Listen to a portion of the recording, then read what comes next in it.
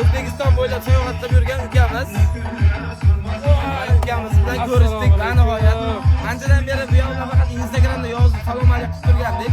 Mana nihoyat bugunga nasib qilgan ekan. Ko'rishdik inshaalloh. Bu yoq ham mashinada O'zbekistonda sayohatlab yuribdi. Ishiga boshlaymiz.